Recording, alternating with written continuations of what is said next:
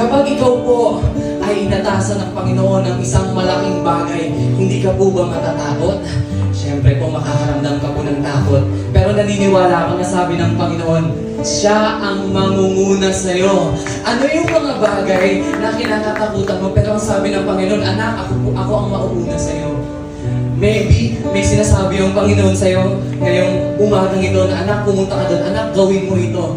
Bago pa sinabi sa'yo ng Panginoon yun, naunan na siya doon. Inihanda niya na yun sa'yo. Sasamahan ka niya, hindi ka niya bibiguin o pababayaan man. Hindi ka niya bibiguin o pababayaan man. Pagtatagumpayin ka niya, gaya ng mga Israelite na nakarating sa lumang pangako. May sinasabi ng Panginoon, anak, huwag ka nang matakot. Huwag ka nang panghinaan ng loob. Kasama mo ako. Kasama mo ako. Kasama mo ako. Kasama mo ako.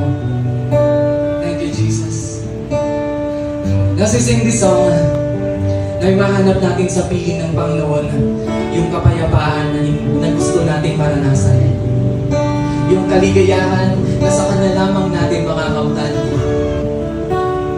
Kapayapaan namumula sa'yo.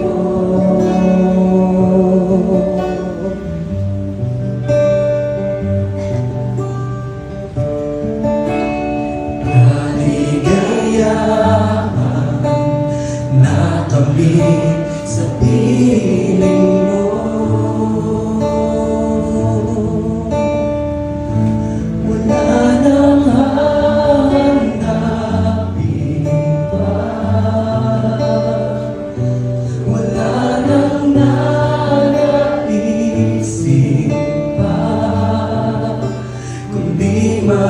Mamalagi sa piling mo, aming Ama.